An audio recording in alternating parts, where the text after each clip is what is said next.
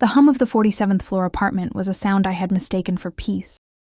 It was the sound of recycled air, of distant traffic, of a life meticulously curated by someone else. By him, Julian. From our panoramic window, New York City sprawled out like a circuit board of infinite possibilities, but my own world felt confined to these 1,200 square feet of polished concrete and minimalist furniture. My official title was Julian's girlfriend, but my real job was unpaid muse, strategist, and cheerleader for his burgeoning real estate empire. My own architectural ambitions were gathering dust in a portfolio under our bed, next to the winter clothes.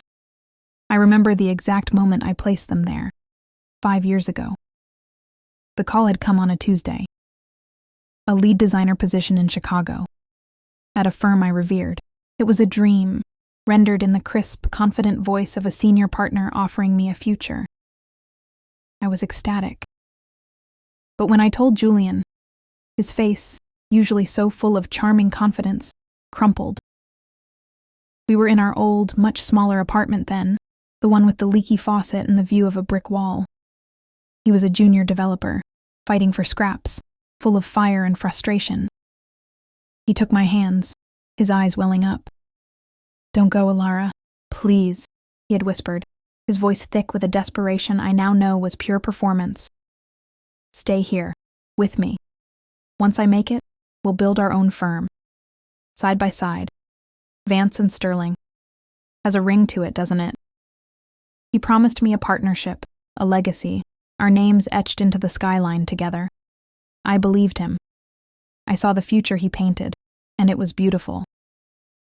So I picked up the phone, my hand trembling, and I turned down Chicago.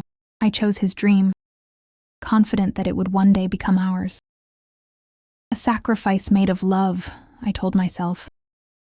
A down payment on our shared destiny. That memory felt like a shard of glass in my gut as I stood in the corner of the launch party for the Sterling Spire, his flagship skyscraper. My sacrifice had matured, it seemed, not into a partnership, but into this monument to his ego. The room was a sea of expensive suits and glittering dresses, everyone orbiting Julian.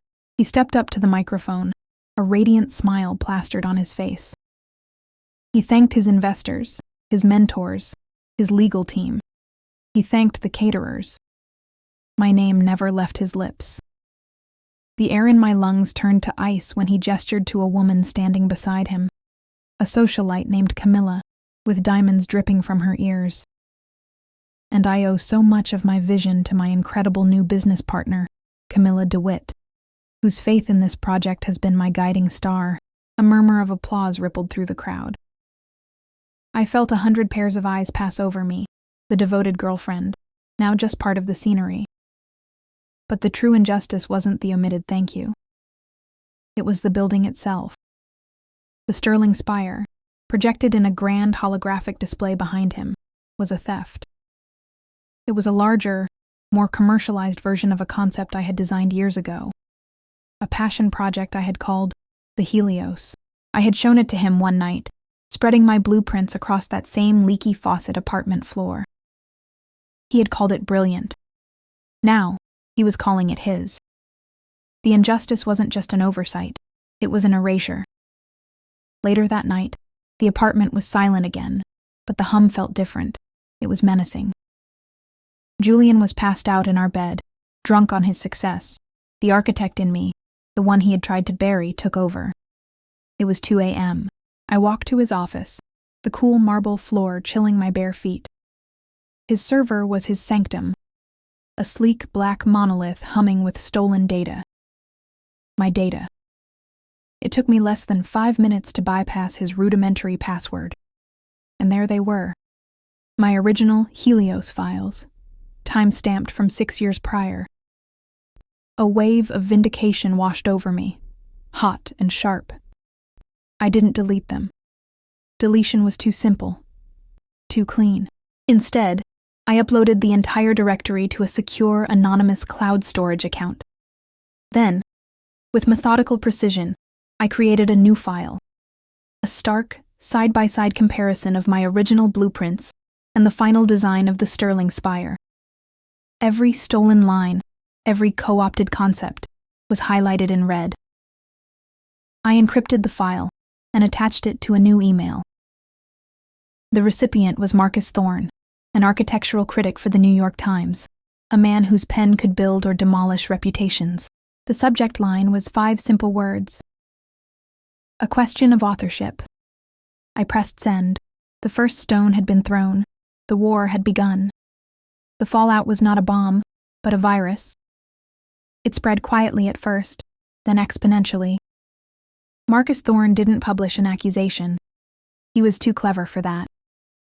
He wrote a think piece, a provocative exploration of influence, centered on the anonymous file he had received. He juxtaposed my design with Julian's, praising the raw, innovative spirit of the former, and noting its striking echoes in the latter. The article, titled "The Ghost in the Machine," didn't name me, but it didn't have to. It cast a long public shadow of doubt over Julian's sole authorship. I was awake when Julian saw it. I heard his phone buzz incessantly on the nightstand, followed by a choked gasp. He stormed into the living room where I sat, holding a coffee cup with hands that did not shake. The newspaper was clenched in his fist. "What did you do?" he hissed, his face a mask of panicked fury.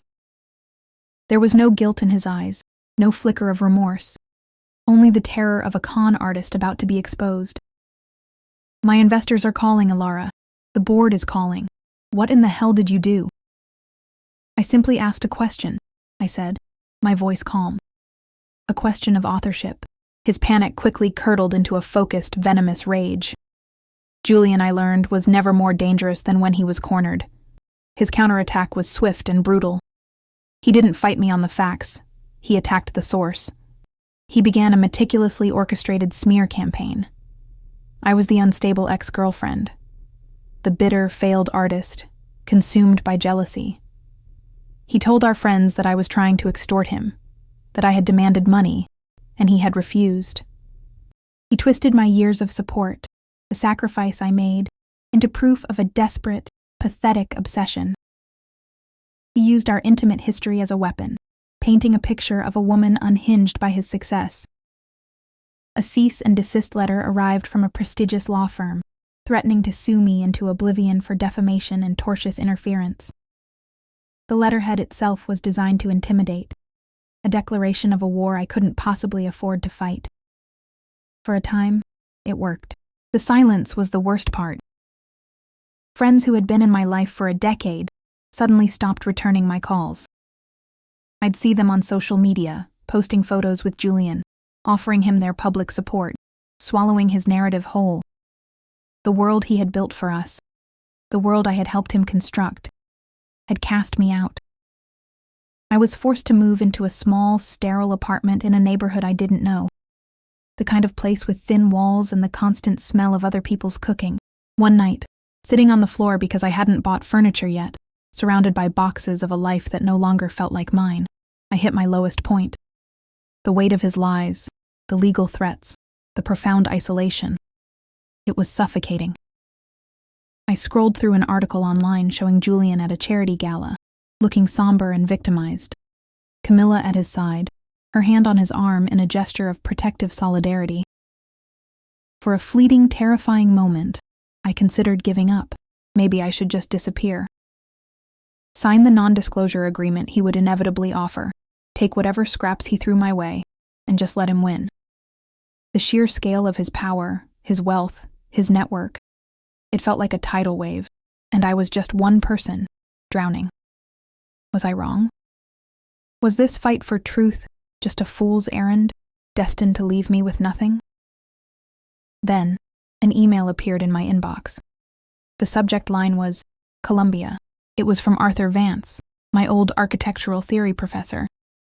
He was a legend in the field, a man whose integrity was as unshakable as the foundations he designed. He had seen the article, and unlike everyone else, he had seen me. "This has your soul in it, Alara," he wrote. "The Helios concept was the heart of your thesis. I remember it vividly. Don't let him erase you." Reading those words felt like the first full breath I had taken in weeks. Arthur didn't just offer validation. He offered a lifeline. He knew of a pro bono legal collective, Lawyers for Artistic Integrity, and made the introduction. Better yet, he had recently had a coffee with a brilliant young architect who had just quit Julian's firm, citing an ethically compromised work environment. Her name was Maya. She was willing to talk. Fortified by this new, unexpected alliance, I felt a sliver of my old self return. The timing was perfect. The next day, I received a call from Julian's lawyer, a man named Mr. Styles, with a voice as smooth and cold as polished granite. He wanted a meeting. He sat across from me in a sterile conference room, radiating condescending magnanimity. He slid a folder across the table. "Julian is prepared to be generous, considering the circumstances," he said, not meeting my eyes. "He is offering a one-time payment of $100,000. In return, you sign a comprehensive non-disclosure agreement and issue a public statement retracting any claims of authorship." $100,000. The price of my silence. The price of my soul. A few weeks ago, I might have seen it as a lifeboat. Now, I saw it for the insult it was. I had spoken to Maya. She confirmed that Julian had openly referred to my old Helios files in multiple meetings, calling them a foundational asset. She was willing to testify. I pushed the folder back across the table. I looked Mr. Styles directly in the eye, letting him see the end of my fear. "Mr. Styles," I said, my voice perfectly level. "This was never about money. This is about credit and truth. $100,000 is what you offer a nuisance to make them go away. My professional and creative contribution to that project is worth more than 5% of your client's marketing budget. My name on the architectural record is non-negotiable." I stood up, my chair making a soft scraping sound on the floor. "The truth is not for sale. We will see you at the preliminary hearing with the state licensing board." The look of surprise on his slick, confident face was the first true interest payment on the debt Julian owed me. The climax was not a dramatic courtroom showdown, but something quieter, more potent. It took place in a sterile, wood-paneled hearing room before the state licensing board for architects. The air was thick with the scent of old paper and gravitas. Julian was there, flanked by Mr. Styles and two junior lawyers who looked like they were barely out of school. He tried to project an aura of beleaguered dignity, but the tension in his jaw was a tell. I sat at the opposing table with my pro bono counsel, a sharp, no-nonsense woman named Ms. Alvarez, and my old professor, Arthur Vance, who sat behind me like a stone pillar of support. The board, 3 men and 2 women with impassive faces, reviewed the evidence methodically. Ms. Alvarez presented my time-stamped Helios files. She projected the side-by-side comparison on a large screen, the bold red highlights screaming plagiarism. She presented sworn testimony from Maya, the young architect who had fled Julian's firm, detailing his dismissive references to my work. Julian's team countered, predictably. They painted me as an amateur, my designs as juvenile sketches that bore only a superficial, coincidental resemblance to the final, masterful work of a true visionary. Mr. Styles argued that shared ideas are common in intimate relationships, that I had misunderstood pillow talk for a business proposal. Julian was starting to look confident again, a faint smirk playing on his lips as his lawyer spun his web of lies. Then, Ms. Alvarez announced our final piece of evidence.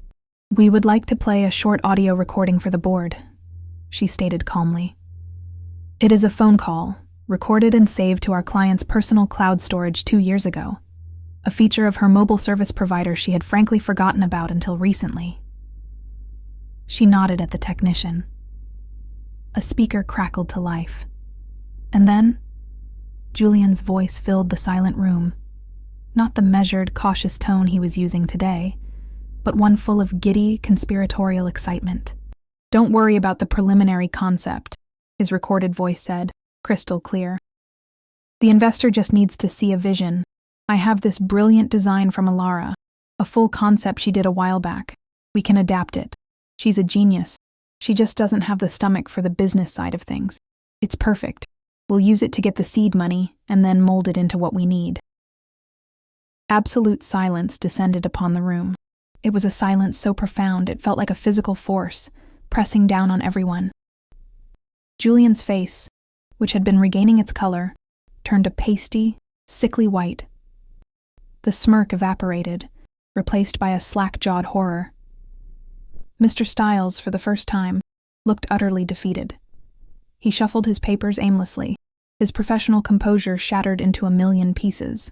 In the back row, Camilla DeWitt, the so-called business partner, slowly rose from her seat, her face a mask of cold fury, and slipped out of the room without a sound. The lead investor, a stern-looking man in a tailored suit who had been observing from the gallery, stood up abruptly, his phone already pressed to his ear as he strode out, not even glancing at Julian. Julian's eyes darted around the room, looking for an ally, a friendly face, but found only the cold, condemning stares of the board. He finally looked at me, his eyes filled with a potent mixture of raw disbelief and pure, unadulterated hatred. He opened his mouth to object, to say something, but all that came out was a strangled, pathetic whisper. The ghost in the machine had finally shown her face. Life began again, not with a bang, but with the quiet satisfaction of a blueprint realized. My new world was built of steel, glass, and integrity. The first scene of my new life is me, standing on a muddy construction site in Brooklyn, a white hard hat on my head.